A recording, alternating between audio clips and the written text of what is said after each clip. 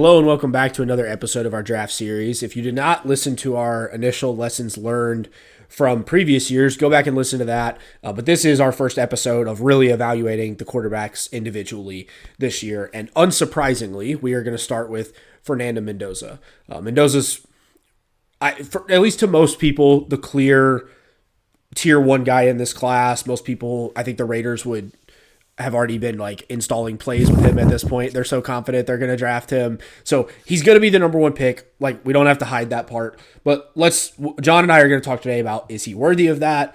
How do we think his NFL career will unfold and some of his skill set? So, Jon, thanks for joining today. Yeah, thanks for having me on again, and I'm excited to talk about Mendoza. He was an interesting watch.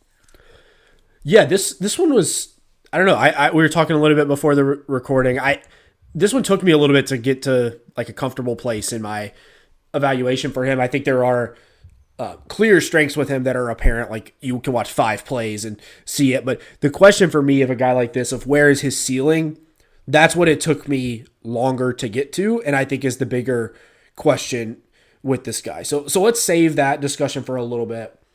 I think where we should start is just like, what makes this guy the unquestioned number one pick in this year's draft. And there's a few different elements of his skill set, but let's start with some of the processing, decision making, all that part of his game.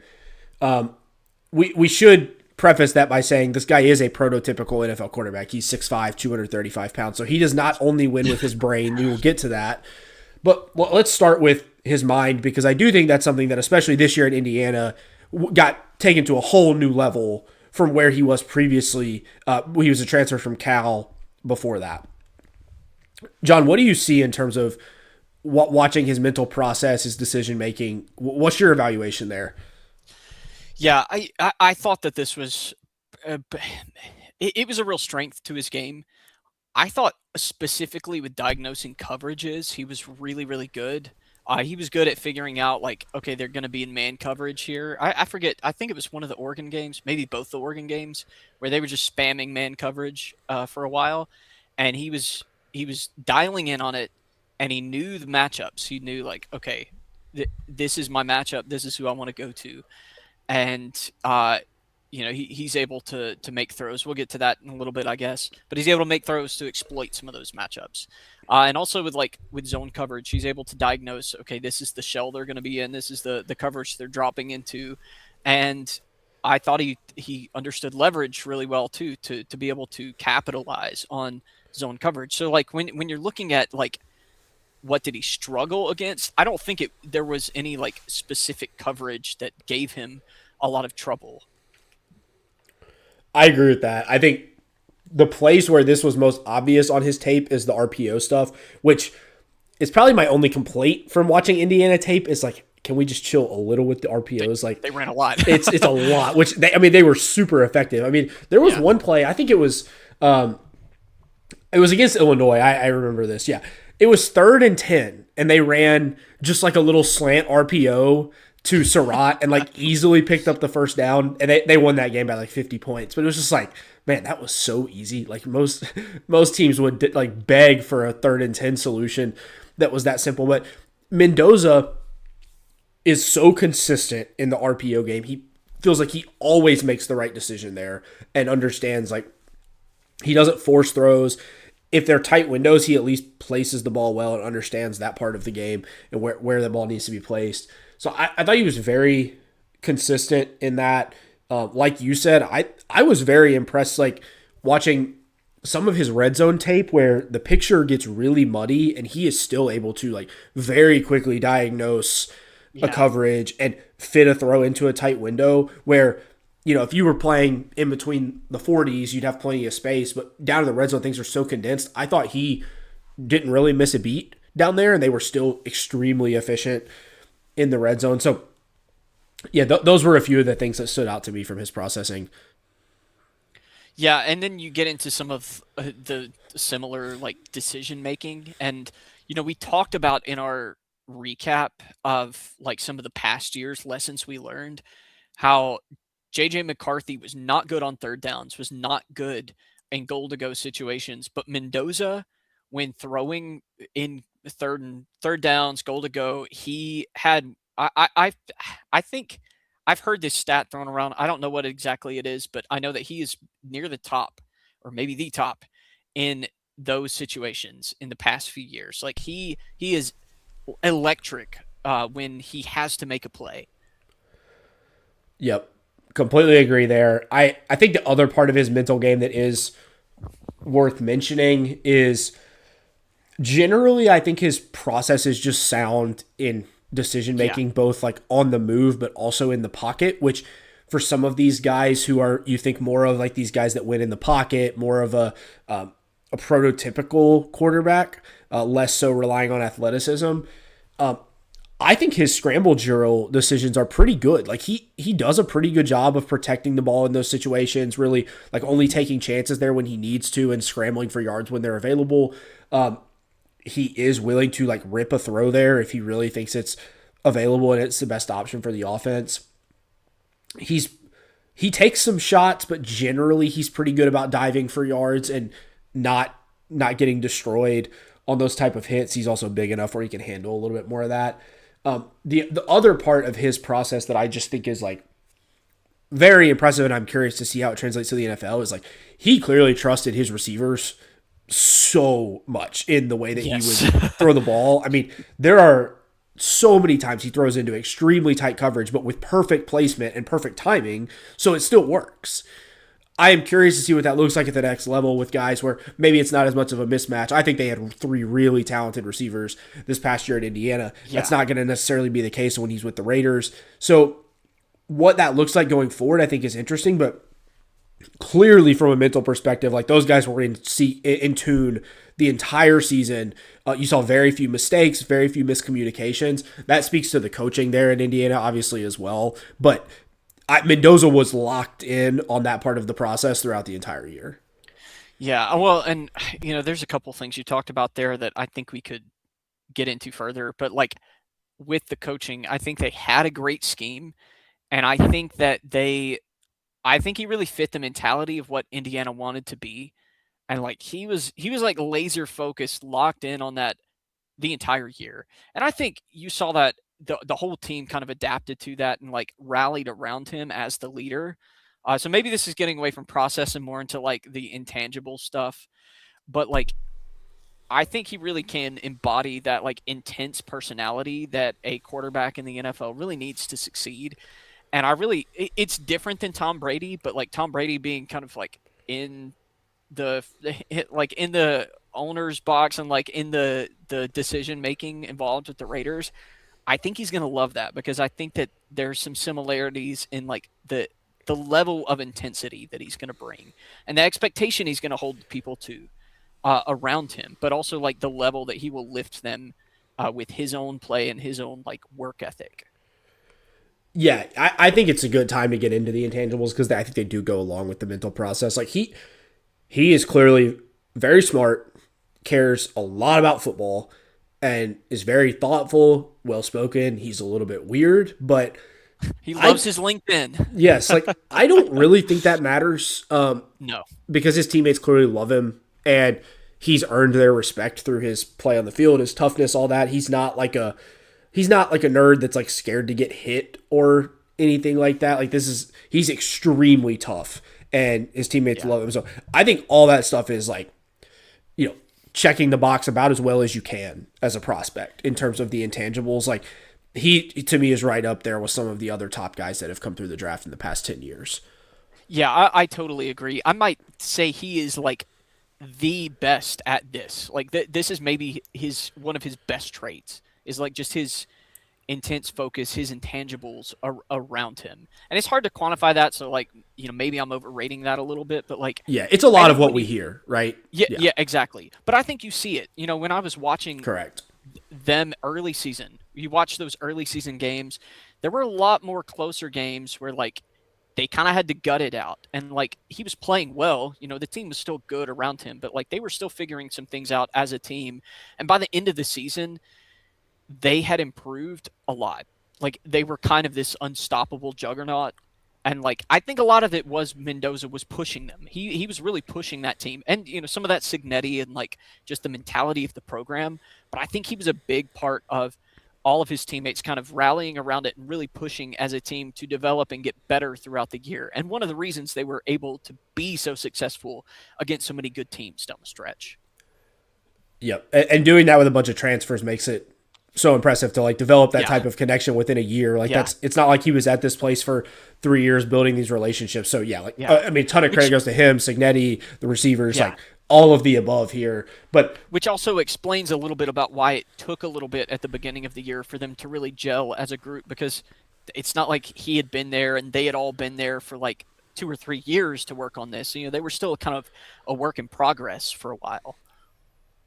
yep, exactly. So let's get into the rest of the picture here.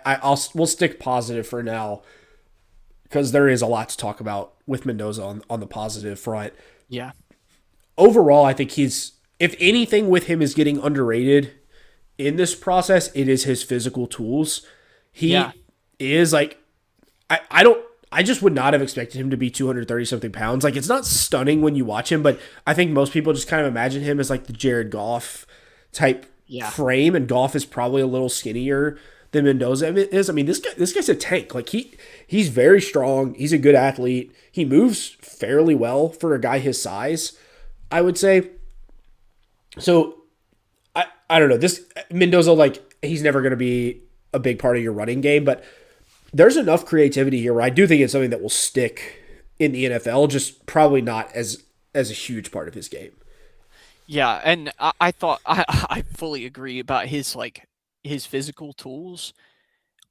I think he's one that when you watch him, like you can kind of recognize he's tall, but maybe you don't think he's 6'5".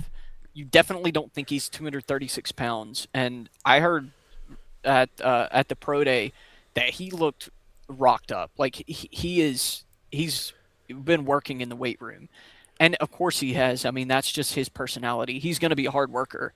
So like he kind of has this blessing of like a huge frame, and he makes the most of it. To your point, he moves pretty well. He's not like the most dynamic runner, but it is a positive for him. He's a good runner, especially for his size. And then you talk about like the way that he utilizes it, he can make a couple people miss. He also is pretty good through contact. He can run over some defenders. And I think generally he's not like relying on the run to do most of the work for him.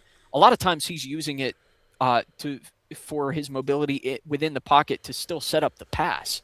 So like you can kind of build in some designed run, and then also trust that he might scramble a little bit. I think one thing he did really well was when the blitz split and there's no one in the middle, there's no one coming through the middle gaps. He recognizes that really quickly and takes off. And like he can get north south pretty quick and pick you up some easy yards. He did that several times when I was watching. So yeah, I think overall his mobility and his size are a really nice package and a really nice positive for him to add on to like all of the other things that he does well. Yeah, I remember there was a draw. I think it was against Oregon in the playoffs where they went empty and the Red Sea just parted in front of him Yes.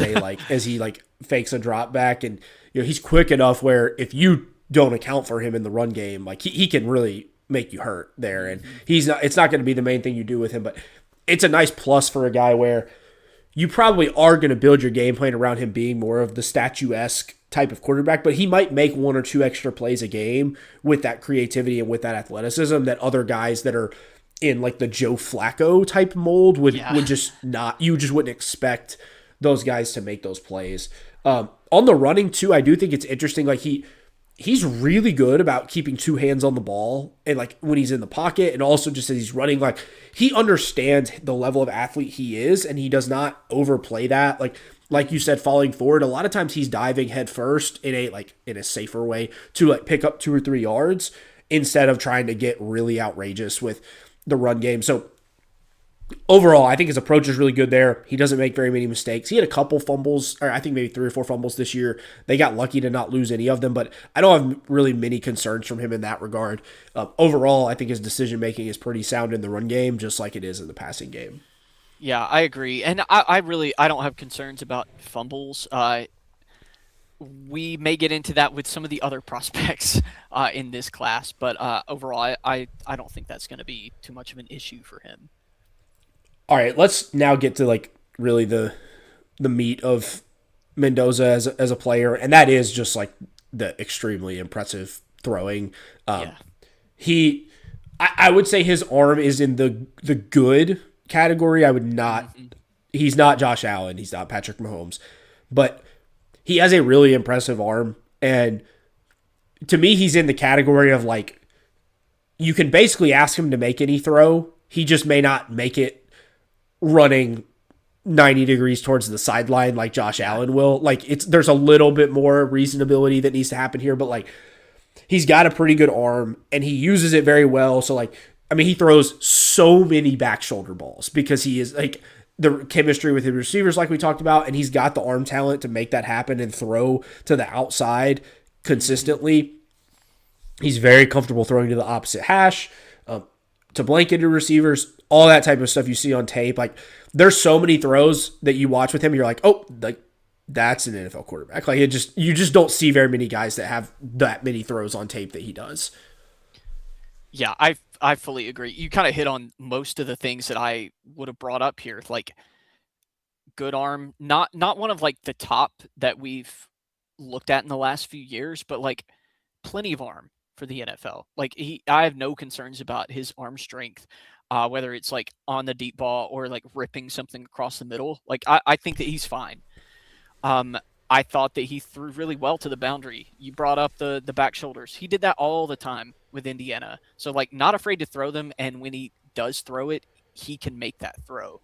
And generally, he was accurate to all levels of the field. Um, he's obviously his accuracy, just like anyone's, is going to like degrade as it goes further down the field. But like he was accurate on a higher level than most prospects are coming out.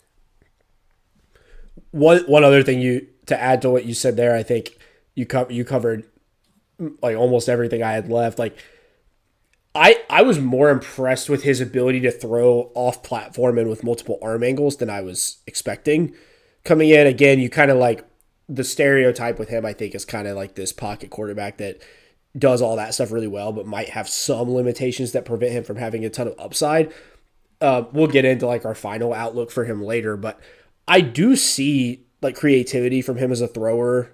I Yeah, I think he does have the ability to throw flat footed at times. Like he's not a guy to me that needs to like really step into a throw to get enough on it. And that's, he's 6'5", 230. Like it's not shocking yeah, that he's able to do that. But those are just things that when you're watching like the typical limited pocket quarterback, call it the Kirk Cousins, the Jared Goffs, Jimmy Garoppolo, whoever you want to throw in that bucket. There's just a little more there with Mendoza that you see. That's like, okay, this is like, there's plus traits here to go along with some of the foundational tools you expect from a solid NFL quarterback. yeah. I fully agree, and I don't know that I really have anything else to add on there.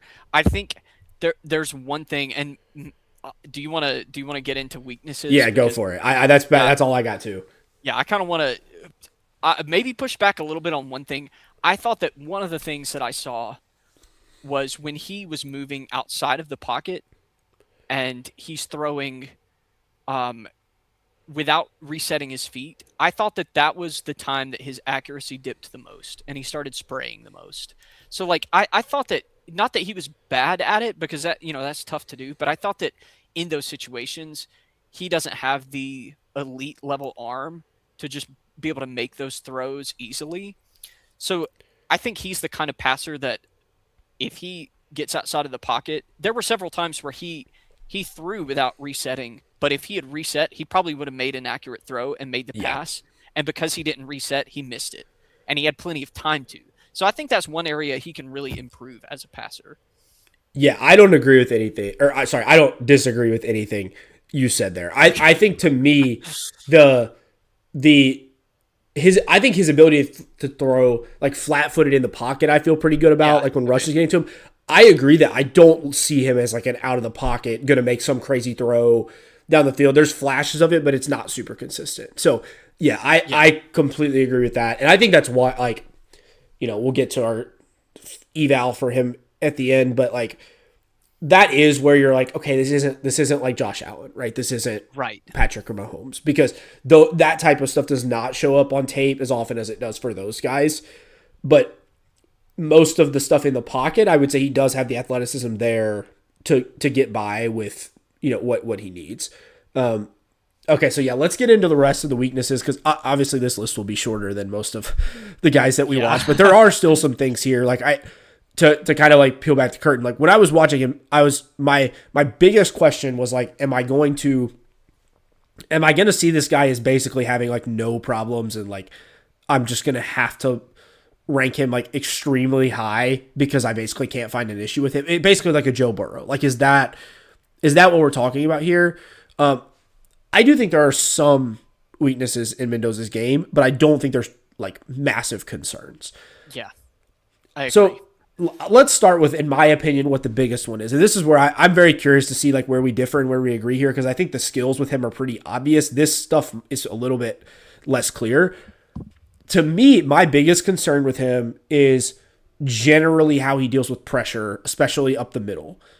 I think he sometimes eats sacks when he should just get rid of the ball and throw it away. There, like I don't know, I feel like he threw the ball away like very little on tape. I mean, Yes. you Yeah. compare it to like Tyler Shuck, who's like throwing the ball away if somebody breathes on him. Like it was like complete opposite of that, where he like really tries to fight for extra yards, avoid sacks. Some of that's good. The pressure to sack ratio is pretty bad for him. It's below average for a college quarterback. I have some concerns about that, especially when there's pressure up the middle. He bails out of the back of the pocket a lot instead of like trying to climb. I think when lanes like are wide open, he sees them, but sometimes it's like, dude, like don't run back 5 yards here. Like you're just gonna get sacked. Like just accept what's there. Yeah. Any other thoughts you have there on like his level of aggressiveness and dealing with pressure? Yeah, yeah. Well, specifically on pressure, I think I just agree with everything you said. Like, I thought that the rush affected him, and it usually does for college quarterbacks. This is a hard thing for them to learn to deal with, and some of them get better in the NFL.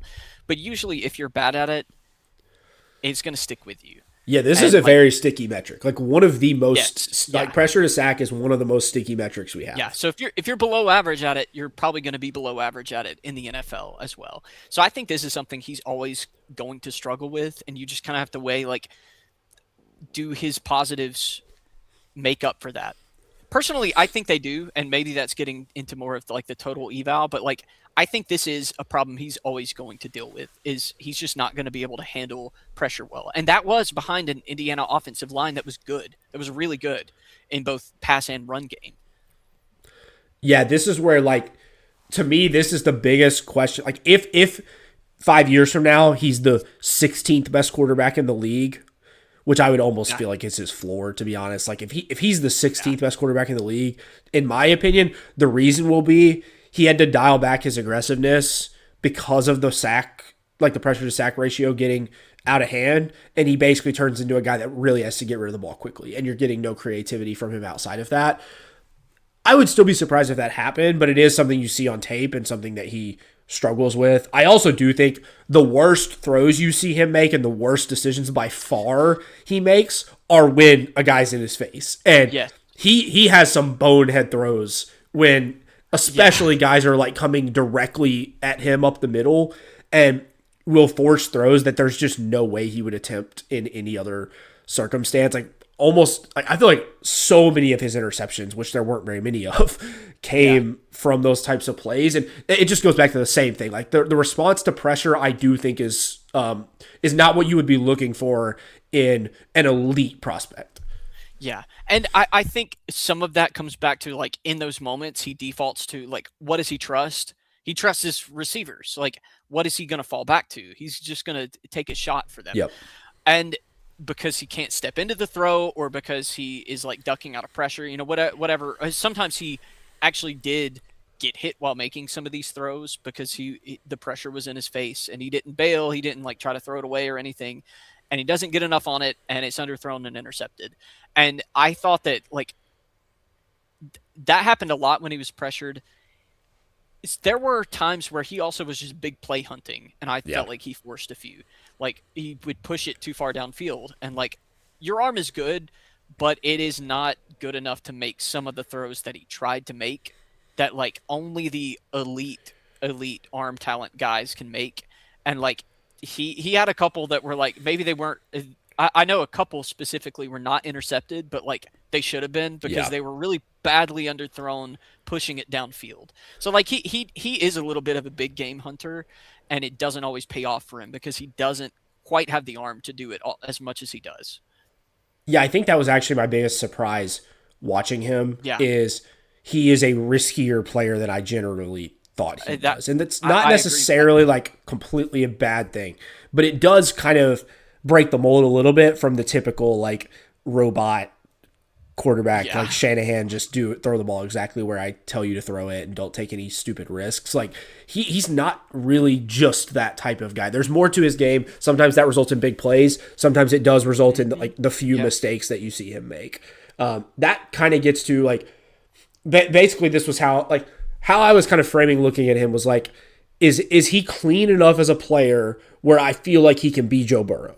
Like that was one of the ways yeah. I was kind of thinking about him as a prospect because he's not Lamar, he's not Josh Allen, he's not Mahomes. Like it's just a different type of Yes, player. yeah, So I did feel like his film was less clean than Burrow. I did not evaluate Burrow in the same depth like that was before I started really doing this, but I I do feel like there are more imperfections there. That is not to say that like that's a huge concern. It's just like if you're talking about like the path to a top 5 quarterback, I do think that's more so what it looks like for him is the guy that's just like basically perfect in his decision yeah. making. I'm not sure he's all the way there yet, but his mental makeup's good enough where I'm not necessarily betting that he won't continue to improve in that regard going forward. Yeah, I agree with that totally. And you know, we're kind of running out of I think the weaknesses. I don't know if you want to use that as a jumping off point to get into like the total grade and the Yeah, comps. let me hit like two more things on weaknesses. Okay, yeah, Then you we'll go. move to clips, and then yeah, we can get into like big picture stuff. This is not like I don't even know if these are weaknesses. These are just things I think I should say as like things to look at. Athleticism wise, he's not a great change of direction athlete, and he has like no bag as a runner. Like he'll make guys miss, but it's not like Yeah, it's just like running in a direction, stopping, and then turning and running the other direction. it's a single cut. He's not gonna like string together moves to Yeah. like pull off some insane run. So Yeah, that and that's fine. Like he doesn't need more than he has there, but it's just like this is not elite. I also have like a few other things that are just like questions. Like I don't really think these things matter, but they're just things that like a few years from now, if it's not as good as we expected, maybe these are some of the reasons why. There are a ton of RPOs and back shoulder throws. yes, One of the reasons I felt like it took me longer to get comfortable with him is because I was just like, can I please see him throw over the middle of the field more than once in a single game?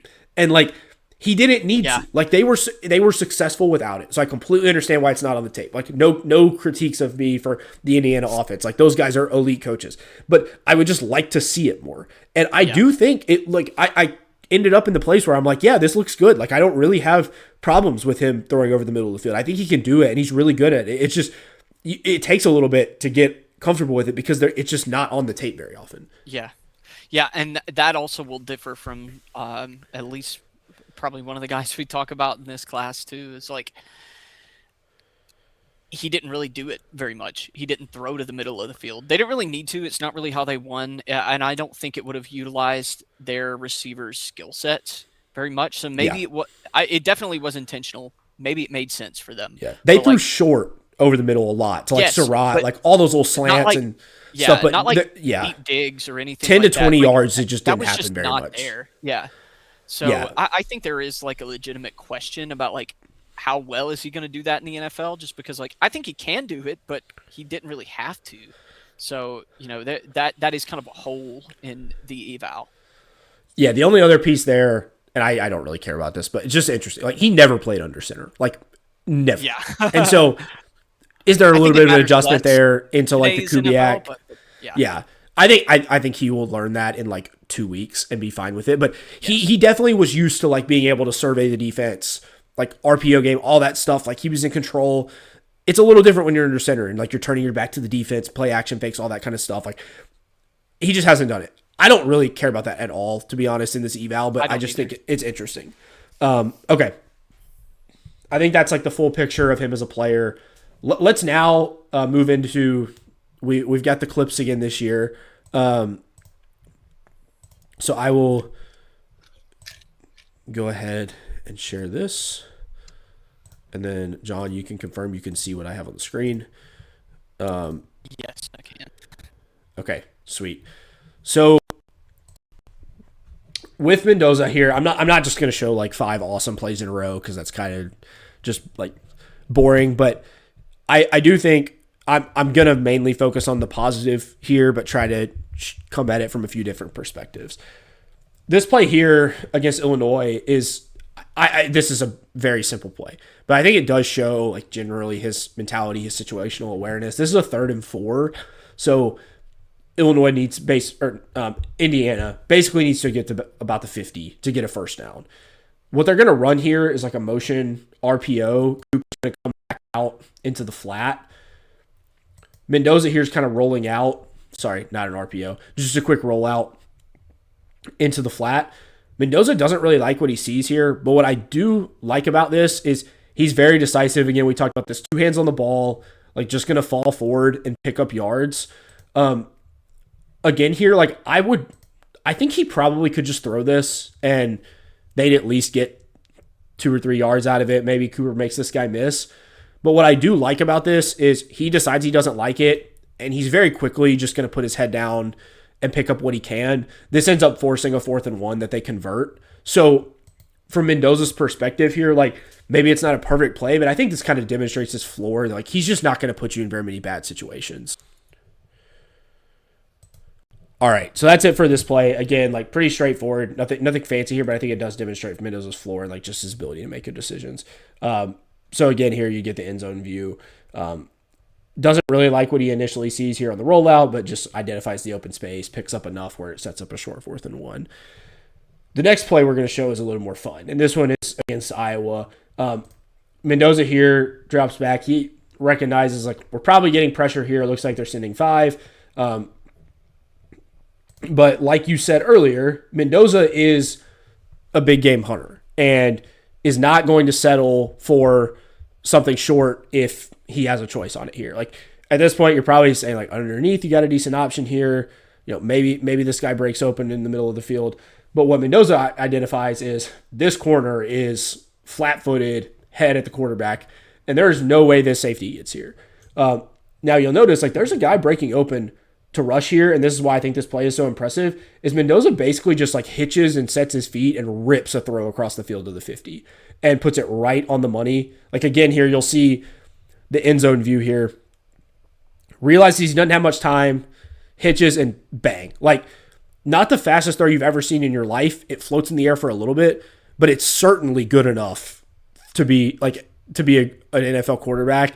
And perfect accuracy, perfect ball placement. Like this is the type of throw where you're like, yeah, this is the number 1 pick.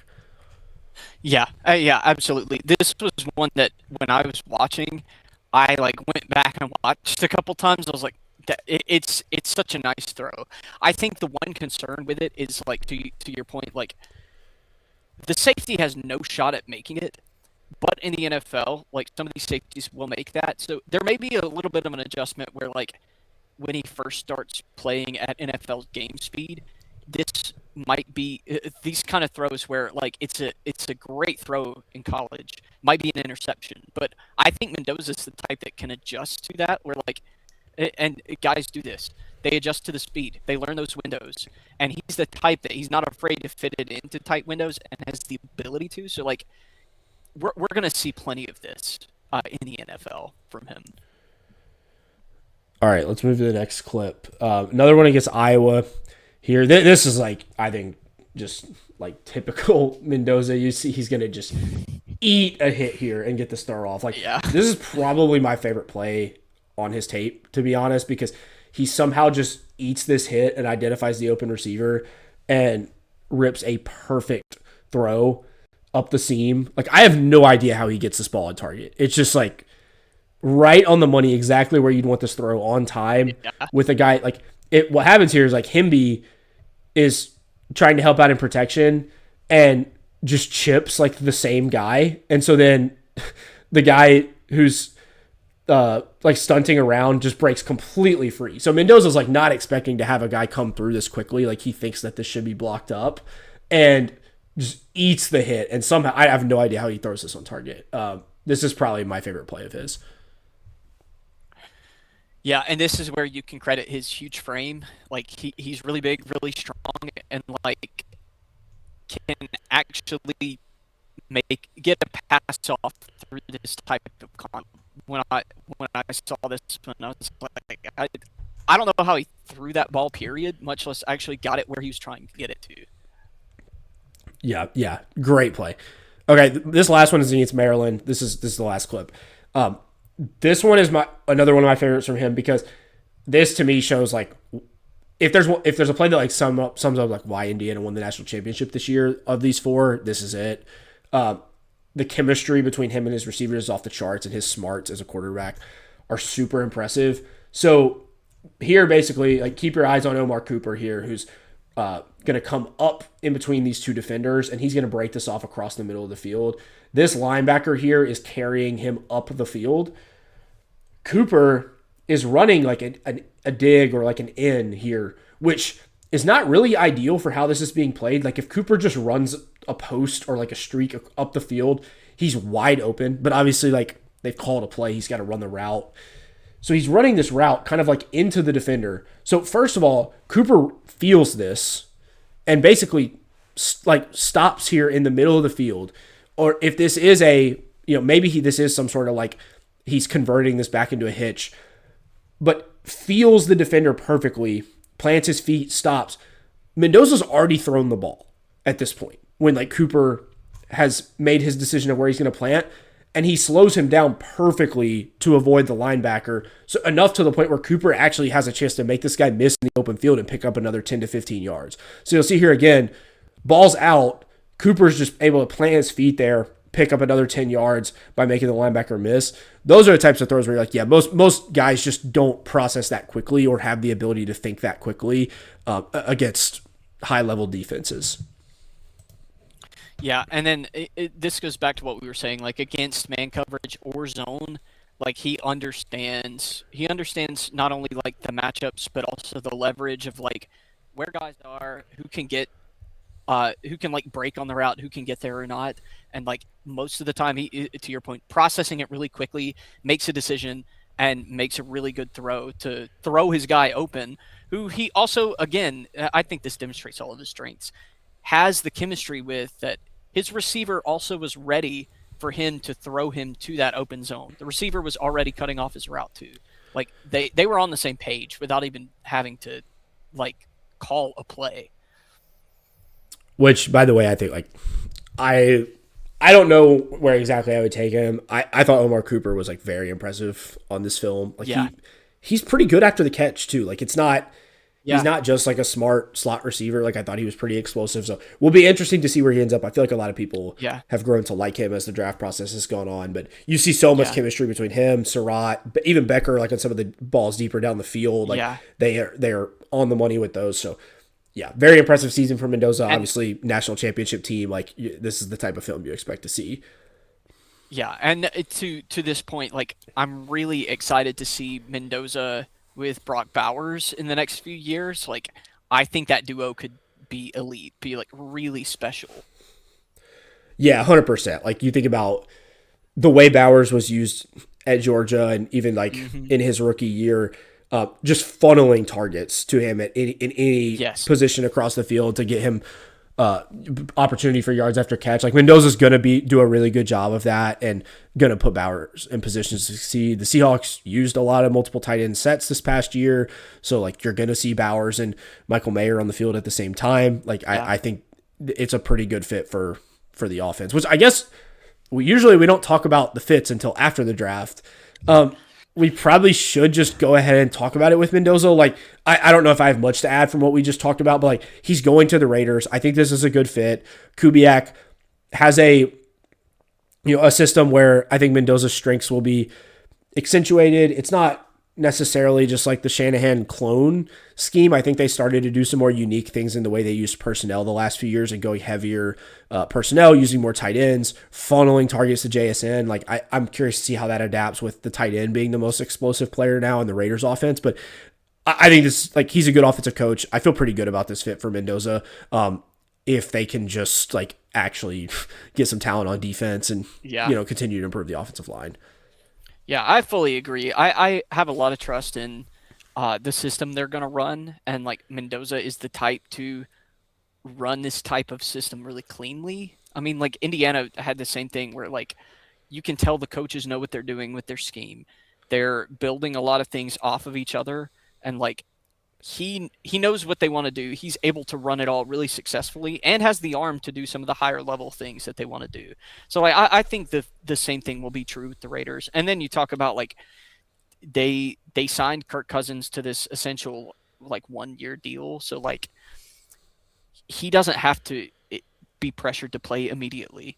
So like if they want to sit him for a year and let him work on it, which I think kind of telegraphs that probably is the plan for him.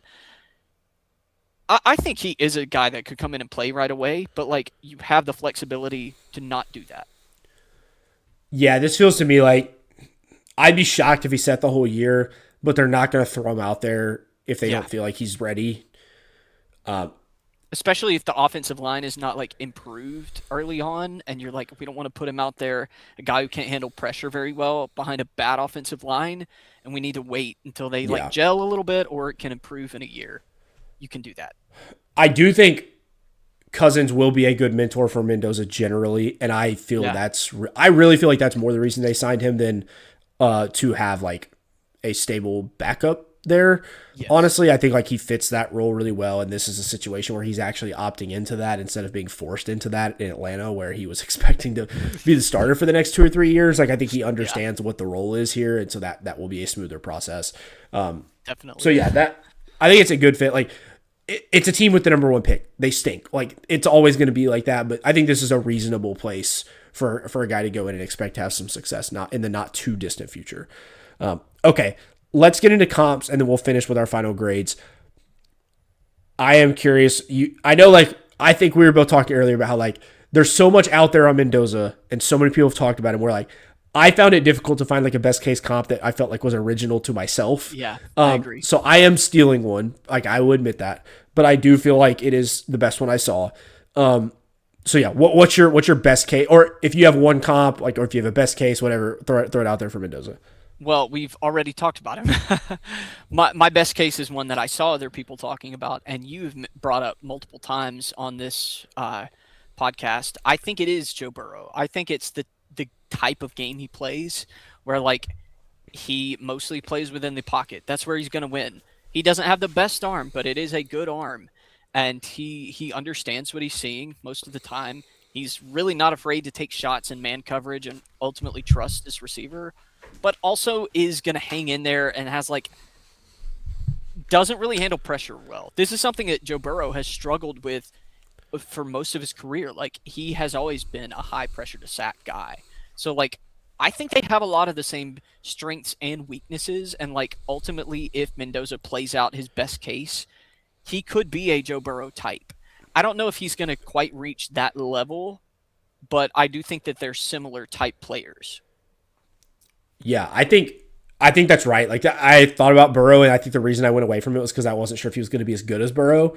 But I Yeah. think I think the numbers for them could look like somewhat similar in terms of like high sack guys, but high explosive, Yeah. primarily winning from the pocket. Like I do think Burrow. The other reason I went away from it a little bit is I think Burrow wants that sort of like spread it out, Yeah. like 5 out type system. I'm not sure that Mendoza will like gravitate as much towards that, but I do agree that like I think the ways they win are pretty similar to each other, even if it like the offensive structures might look a little bit different from one another. Yeah, I think that's fair. Okay. Mine, and I will admit I stole this. I think Robert Mays is who said this, and like once he said it, I was like, yeah, this is like perfect. So and this is like, I think if you basically like fast forward and like modernize this guy, I really like the Carson Palmer comp for That's him. a good one. That's I a really think good one. it's basically like if you made him a little bit more athletic, like he's probably a little bit less statuesque, but I do think like Palmer is a guy who like fits this size and like frame stereotype and is also one of those guys like primarily winning from the pocket. I also think Palmer is like very close to where I would expect Mendoza to be from like an actual talent and performance perspective. Like we'll have a few years where he produces at an extremely high level, but is probably never talked about as like, is he the best quarterback in the league? I kind of think that's where Palmer was in his prime. That to me is like a comp more so of like play style, but also like where, like what skill level do I really think we're going to see from him in the NFL? Yeah, I think that might be more like accurate to where I would expect him to top out in the NFL is like that level of quarterback. So I think that is a really good one. The other like very common comps are like the Jared Goff, that type thing. Yeah. I see, you see some of that for sure. I do think, to me, I think Mendoza's better than those guys and is more physically gifted than them and is just a little bit more aggressive. He's probably a little less of a robot. Goff might be a little better decision maker, but I think there's traits of that type of quarterback there. But yeah, I don't think he like maps onto those guys 1-to-1. Yeah. And that's where like realistically his floor I don't see it being really low, but I think if he doesn't hit like if Indiana caught lightning in the bottle this year, and he was a little bit of a product of like the coaching and the talent around him, he's probably still like at the very least like early career Andy Dalton level, where like he's an okay quarterback at the very least. Like he's gonna do some, but he's not gonna like be enough to win games. But ultimately, I think he's probably better than that. I don't know. We've just talked about like three different Bengals quarterbacks, so Yeah, I would be shocked if he was bad. Like yeah, I would yeah, too. I just Yeah. don't know how that would happen. Outside of my worst case comp, so I'll jump into that. My worst case comp is Sam Bradford. Okay. And one of the reasons that I Even went there, I don't think that that's like Sam Bradford wasn't like just an abysmal quarterback. Like he had some pretty good years. exactly, he was bad because he got hurt all the time, and Yes. like Yeah. that's pretty much it. He was really talented and had a ton of success in college. Like like people thought super highly of him when he was coming out of Oklahoma. Then gets the NFL, gets banged up a little bit. The physical traits start to deteriorate a little bit from what you thought you were going to get, and it turns into more of like a average quarterback that doesn't last that long in the NFL. I think from a play style perspective, but also just like how does it not work in terms of what a worst case is. Bradford Bradford comes to mind for me just because there's not. I don't really know how he's bad if he's just like playing and is healthy, and so that like it felt right to go to a guy who was more affected by injury, but also fits the play style of like a really talented guy that can win from the pocket consistently. Yeah, I think that one makes sense too. Of like he has a really high baseline overall. All right, what's your grade for Mendoza? So this is one that like every year we talk about these grades, and it's like where would I take them realistically versus, or where would I like to take them realistically versus like where you're kind Yeah, of forced to that take doesn't quarterback exist. Yeah, because the inflation. So like he's one that like ultimately I'd love like middle first round, like like top 16 level. I have no problem with the Raiders taking him first overall. I think that he doesn't have some of the like high level elite talent as some of the other guys we talked about, like Cam Ward when we talked about last year. The Drake May, the Caleb Williams. I don't think he's at that level of prospect, but like he's plenty good for the first overall pick, especially in a what's kind of perceived as a down year for the draft, where there aren't that many like blue chip elite level prospects. yeah. I think he's pretty much like a no brainer first overall pick for me. Like I so like usually the way I'll separate out my first round guys is like I will have guys that are like 1-1 with a star, which is like, this might be a top 5 quarterback. Like, this is transcendent. The only guys I've ever given that grade to are Caleb and Drake May. Those are the two I have there. The next bucket down is like, I would take you with the number 1 pick, but I might not feel as amazing about it. And so far, those guys for me have been Richardson, Stroud, Bryce Young, and Cam Ward. I think I like Mendoza better as a prospect than all those guys. I think he goes in that bucket for me, but I think I think he's the guy I have felt most confident about in that bucket, just because I'm so confident he's going to be like at worst the 14th best quarterback. Like, I feel better about it. And I do think there's legit top 10 upside here. I don't necessarily see the top 5 upside because the physical tools and some of the creativity, some of the way he deals with pressure are just somewhat limited. But I think he could have a really productive NFL career.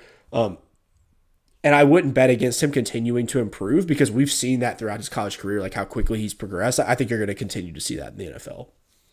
Yeah, and I can understand that. Overall, I think with the high baseline, like it raises the floor a lot for like where you're willing to take a guy. I think I'll have to think about it more on like if I would take him above some of the guys that you've talked about, just because I don't know if he does have some of the same level of upside. But like I feel, to me, he is. I will say, I think he's similar to C.J. Stroud in a lot of ways. Where I feel pretty confident that he's going to be good.